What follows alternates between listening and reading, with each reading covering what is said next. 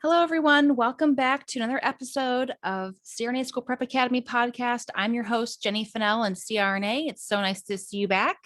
And today we are going to talk about GPA.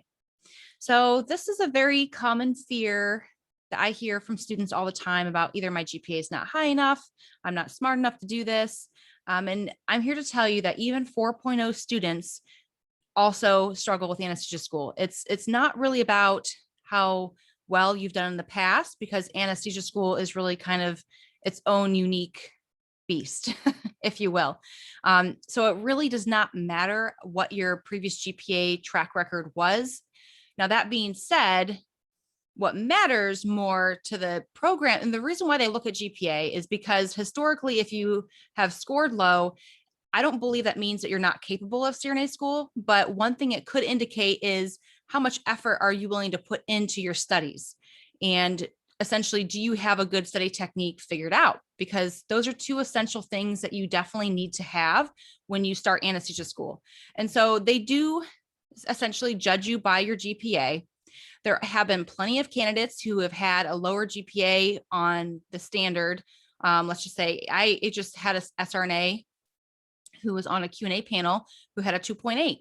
He is in his first year at Duke doing great, and enough said, but prior to getting accepted, he had taken graduate level courses and gotten A's. So even though his track record said, okay, at one point I was not a great student and maybe he wasn't as serious, he then proved to them by taking recent graduate level coursework that, look, I can be a good student, I can get A's. And so therefore they gave him a chance. He did great on his interview. He got in. Stories done.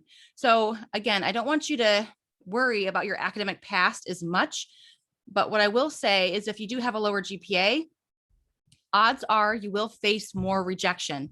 And it's because essentially these schools are kind of judging a book by its cover. They may not take a chance on you. And essentially, based on the application pool, they may not have to take a chance on you, because if they have 500 applicants and they can only interview 100 of those applicants, and out of those 500 applicants, 300 are above a 3.4, do they really have to consider the other 200 who had a 3.2 or less? No, they do not.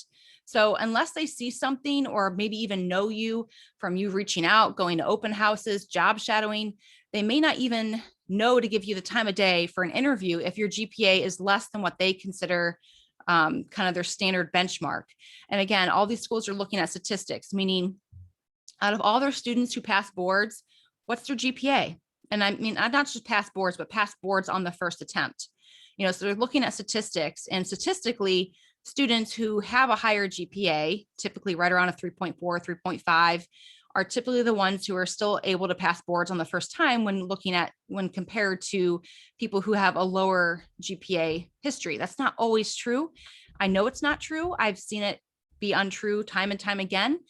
But statistics wise, it does fall on that curve where it still tends to be more the average. Okay.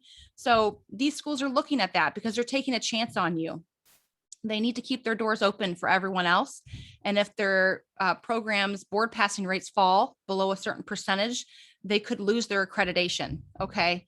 So they are watching this like a hawk. Okay. So even though it seems unfair, and I have a lot of students who get discouraged, who think, well, gosh, they're just not even looking at me. Spread your wings, try a different school, make sure you're reaching out. If you're that student who has a lower GPA, the first thing you need to be doing is reaching out to your future program and having them evaluate your transcripts. If they won't, reach out to another school, see if they will.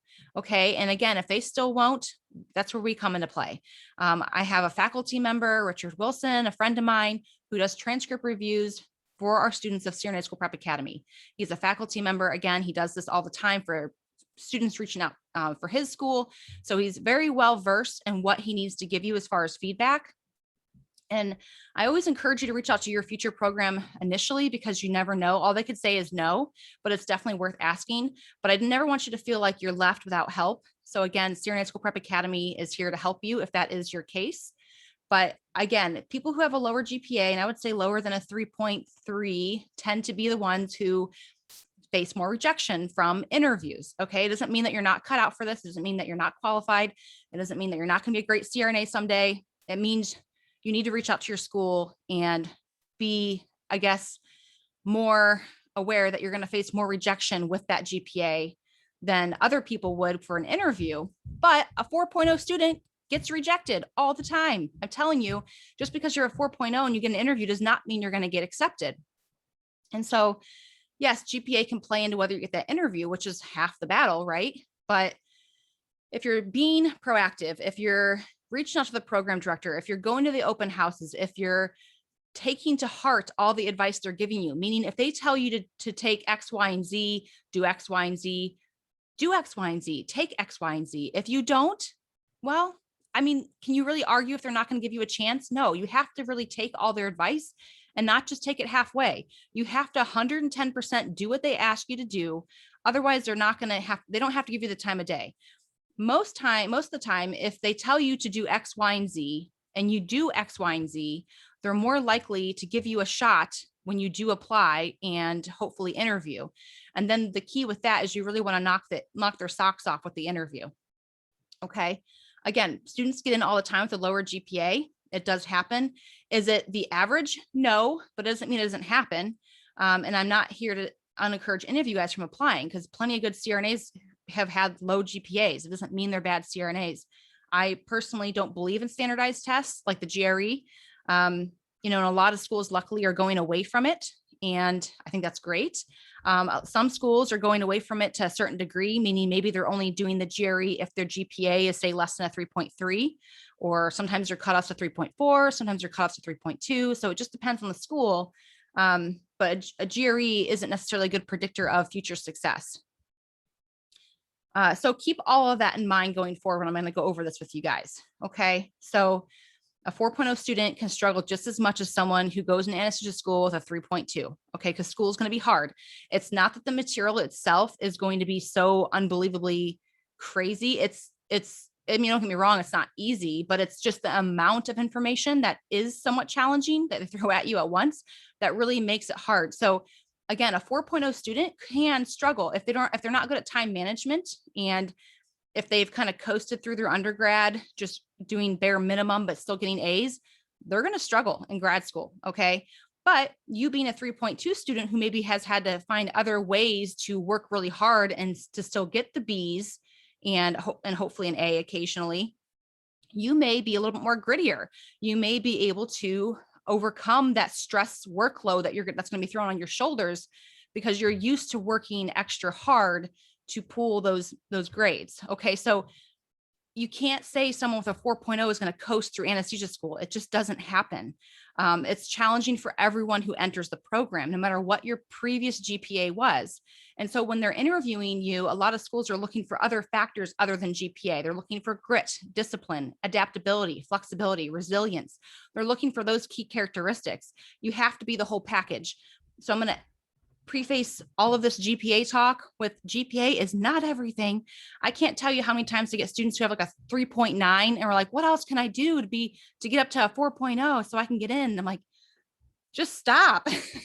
You don't have to do anything. Like, that's plenty. And that is not going to guarantee you a spot in anesthesia school. They're not just going to look at your GPA and say, oh, they're a 4.0. They'll be okay.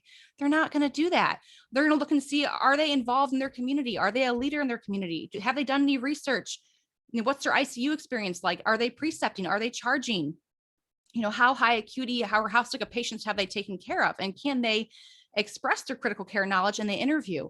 Can they reflect on their own personality?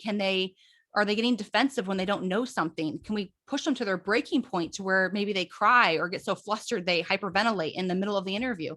And even though it sounds kind of harsh and kind of mean, they want someone who can kind of keep their composure under stress. And just because you had a 4.0 does not mean you keep your composure under stress. So there's a lot of things that go into the whole application process, you guys. GPA is only one part of that. So I really want you to take that to heart. It's one part of your application. So do not stress over it and make you lose sleep. Know that if you have a lower GPA, you're going to have more barriers to face, but you can overcome that by reaching out to the programs for guidance early on, not when you're actively applying. Don't wait till you're actively applying to reach out. You need to be reaching out a year or two in advance. So that way, if they say you need to do X, Y, and Z, Well, now you have time. Now you have time to do X, Y, and Z. Because if you wait till you're actually physically applying, they say you need to do X, Y, and Z. You're like, how? I only have 3 months before this application's due. You're right. You can't do it. You need time. So make sure you're giving yourself that time to do those extra things that you may need to do to make your application more competitive to get the interview. All right. So all these schools will say the minimum GPA is a 3.0, and that is true. But when I say minimum, that's exactly what it is. It's the minimum. So, will you get an interview if you have a 3.0? More than likely, probably not. Not unless you've done other things, like I said, to kind of overcome that lower GPA, meaning have you taken a recent grad pharmacology class or graduate pathophysiology course, or I don't know. I mean, maybe you had a few C's in some undergrad sciences. Did you retake those? Before you go out there and start signing up for classes, I want you to put your brakes on a little bit, because I'm not telling you to do that. I really don't advise that at all until you've actually had solid advice from your program on to do that, because you could be wasting more time and money by doing that. So again, please reach out to your program, reach out to someone who can actually give you solid advice. Don't just take other candidates' advice. Don't just reach out to someone else who took a grad pathophys and say, well, that's what I need to do because they did it for their program and they got in. Your program is going to be different. And even if it's a candidate from the same program, were they advised to do that, or they just do that? Because again, you want to make sure that you're getting advice from the program, from the program itself. Okay. But again, if you have a lower GPA, know that you're going to have to do a little bit of extra to boost your application to get that interview. The key with a lower GPA is you just need that interview. If you can get an interview, if you, again, not that the interview is, the entire thing that they go by, but it is a huge chunk of why you're accepted into school. So you can really overcome a lot by doing great in your interview. Based on how they're scoring things, every interview process could be scored slightly differently. Some programs put a lot more weight on their actual interview than the other factors. So I've had program directors tell me that once someone walks in the door for an interview, they're all on the same playing field, meaning everything else is null, meaning that they literally judge you based on your interview solely. Then I've had programs who literally score you up based on GPA, GRE, CCRN, any extra certificates, numbers, years of ICU experience, et cetera, et cetera, et cetera. So all these schools can give you kind of a slightly different scale that they're following for the interview process and acceptance. And it's, that's why this is so tricky, you guys, because and that's why it's so hard to listen to someone else's advice and take it to heart, because it could be different for you. So that's why I want to throw it out there that there's various methods out there that these programs are using to accept candidates. All right. So again, you always want to shoot more from the minimum, and anything that they ever say is recommended should just be in your mind here, required, not recommended, because essentially to be competitive, you want to make sure you're doing all the recommended things. But one other mistake I see students make frequently is you need to be breaking down your GPA. And that's a common mistake people make, is they say, well, I have an overall 3.9, or my ADN's a 3.2 and my BSN's a 4.0. But then they don't realize, if you break down your ADN even more, that your actual science GPA is only a 2.9. And that is what hurts candidates, not because your overall is fine and your BSN's fine. Your BSN's great, but your core sciences are in your ADN. That's what matters. But then you have these candidates who maybe have like a 3.3, but have a 4.0 in their sciences, but somehow just, didn't do well in their nursing classes. That's not as big of a deal. And so you see how it can get kind of gray, where you can't just look at a number and say, oh, you're good. You really can't. You really have to break down everything. And that's also why transcript reviews are so vital to knowing if you really need to be doing anything extra. Because even with a lower GPA, if you have a 4.0 science GPA and maybe an overall of a 3.3, you're gonna be fine. You don't need to do anything extra. So that's what I mean. You really can't just look at the number and say, I'm good or I'm not good, and I have to do extra. You really have to break down your GPA into where are your high scores at, what sciences are they in, and then go from there. And when I say core sciences, I'm talking about anatomy, pathophysiology, chemistry, physics, stats, algebra, biology. That's what I'm talking about when I say core sciences. Okay. So as far as taking grad classes, that is totally dependent on whether your school first even will take any transfer credits or even recommends you taking grad classes. Because here's what can happen is some schools, like my school, actually has a grad pathophysiology course they highly recommend students to take prior to starting the program. It takes the workload off of you. It's a very, very hard course. So it's nice to get it done prior to starting your anesthesia courses. That's what I did. I got accepted, took the course. Now, some of the students, some of my competition, I didn't know this because I, again, didn't live in the area. I at the time didn't do my due diligence and probably I didn't go to the open houses. I wish I would have. I'm lucky I still got in, but a lot of the students who went to the open house knew to take this pathophysiology course prior to applying to school. And that was a boost in their application because now the program director says, not only are you a good student, you have this really hard class out of the way before you start school, which is what they liked. So I still did it. I still did it in the semester leading into starting school, but it was nice for the students who already had that done. And I easily could have done it if I would have known about it prior to even applying to school. So that's what I mean. Going to the open houses could be so vital to knocking things off your list and getting one step closer to getting your foot in the door. You're going to find out things that you wouldn't find out otherwise. But then there's programs who won't take any transfer credits, so don't even bother. And they don't allow you to take any graduate level courses before you start the program, so don't even bother. There are certain programs like that, you guys. So you have to kind of research just yourself and know what you're walking into. Again, some programs will allow you to take courses ahead of time, some programs won't. And that's just something you're going to have to inquire about. And then again, some programs will allow you to take courses, but they have to be from their program. So you can't take an online class at a different university or even a local university and expect it to go to another university. So you want to make sure that, you're making your time well spent. Meaning, are you taking a grad pathophysiology course at one university only to have to take it again at your university that you gain acceptance into? Well, that kind of stinks because that's time and money. And yes, I get some people are applying to multiple schools. So you never know, what school you're going to get into. And I get that. So at that point, you just do the best you can. And if you think it's going to count for a few of your schools, then go ahead and do it. Maybe it won't count for all of them. And you never know which one you're going to get into.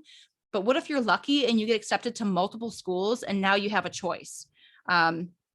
I do always suggest to my students when they're going to interview that they kind of pick a practice school. I think that's a good idea anyways, is to kind of maybe see when applications are due, what schools are around you. And if you happen to have a university that maybe is due, maybe they interview 3 or 4 months prior to another school, apply there, interview, treat it as your total practice school, even if it's not your dream school. And so that way you kind of have at least an interview under your belt or an application under your belt. So you kind of get a feel for how to tackle the next one better. I mean, it's just an idea. It's a suggestion. I'm not saying you have to do it, but I think practice is key. And if you don't have that, don't worry, because again, mock interviews are out there. We do mock interviews. There's other CRNAs on the internet who do mock interviews. But again, CRNA School Prep Academy, we do mock interviews. I have SRNAs who do them. They're all extremely good at what they do. A lot of them sit on the interview panels themselves at their universities. So again, they're very well versed in a good interview. So it's definitely one of the most thanked services that CRNA School Prep Academy offers. Everyone who gains acceptance, one of the first things they shout out is who did their mock interview. They also shout out CRNA School Prep Academy and all the courses, but it's really cool to hear them shout out to the actual SRNAs who did the mock interview for them, because they give them a lot of credit for their success. So definitely make sure you're taking the time and investment to do a mock interview. It's going to be well worth your time and money to do that. And again, these students take their time out of their busy schedules to do these for you. So they are paid services. But it benefits you both. So make sure you're not afraid to invest in yourself and your future. Because really, if you consider at the end of the day, when you're throwing in all that money into grad school, what's an additional $100 for practice mock interview? It's nothing. You'd probably waste that on something else. I know I would. I'd go to Amazon and probably spend it in 5 minutes. All right. So enough on that. So that's kind of what I have to say about taking grad classes. Taking makeup classes, I also want to caution you with this because, again, sometimes your time is better spent by taking graduate level courses and not wasting your time retaking undergrad courses. And again, this is all program dependent, but I would say the vast majority of programs I have spoken to would agree with this statement. Now, if you have a D or a non-passing grade in an undergrad course, then yeah, I think retaking it would be wise. But C's are not necessarily always necessary to retake, especially if they're not your core sciences. I had a C in chemistry, you guys. I mean, it's okay. It's okay to have a C in one. If your overall science GPA is still solid, I think my overall science GPA was like a 3.4 or something like that. I mean, is it really going to make or break me? No, I did fine. I did fine in grad school. I did fine with the chemistry. It was organic chemistry. I mean, whatever, organic chemistry is hard. So your school may not care if you have one C in one of your core sciences, or they might, especially if you might have two C's, so make sure this is why you need to be reaching out and asking, because it's kind of hard to just tell you a blanket statement that applies to all schools and all situations. It just doesn't exist. Everyone wants that generalized answer. Everyone seeks that generalized answer out on the internet, unfortunately. And I think that's a mistake. I think you really need to know that your situation is unique and that you need unique advice. So please just don't go retaking undergrad classes willy-nilly. It may not even help you. Maybe your time may be better spent getting leadership experience, higher acuity ICU experience, or grad class experience, so make sure you're weighing those options before you just go sign up for undergrad courses again. And then also, lastly, I want to touch on, you guys, what do you need to be successful in school? What makes a successful student? And like I've said before, it's not how high your GPA was. It's really about how disciplined you are and how good you are. Not good, because I shouldn't say that because it's a blanket statement. You need to have solid time management skills and be flexible and adaptable. But most importantly, you have to be resilient, because school is going to put a lot of stress on you. It's going to test you in ways both mentally and physically that you probably have not experienced before. And a lot of it comes down to as well, how well can you utilize your support? Because you will need support during school.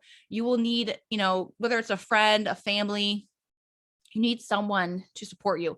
And keep in mind, classmates count. Classmates are your support system. So don't be afraid to utilize your classmates for support. But essentially, I really don't think it comes down to how smart of a student, how good of a test taker you are. Yes, you need to work on those things. If you think you may be lacking in that area, you definitely need to brush up on study tips and different, testing techniques. For me, if you haven't listened to the previous episode, which will be listed in the show notes on study techniques, please do so. But that is really key to being successful in anesthesia school, because no one thing is going to make you successful as far as studying goes in anesthesia school. You have to combine various methods and ways of learning to really grasp a concept, because when you're thrown that kind of information, when you're thrown as much information as you are, as quickly as they do, it's going to get all lost, and you're not going to have time. So you need to find ways to kind of utilize as many senses, as many mechanisms as possible to study, to really solidify concepts quickly, because that's going to be the key to being able to move through it at a good pace. And so what I mean by that is, don't just listen to your lectures and take down notes. Make sure you're verbally saying them out loud as you study. Make sure you're quizzing yourself with your classmates, and make sure you're drawing out graphs and writing things down. And repetition, you guys, repetition. I can't tell you how many times. It's not just about seeing something once or hearing it once. You have to do it over and over and over again. And so if you're going to the gym, pop in your notes again. Why not? You just went to class. You're like, oh, I'm good. I went to class. No, re-listen to that class, because it's repetition. So there's lots of things you can do, but you have to make sure you're utilizing those things and utilizing your time wisely.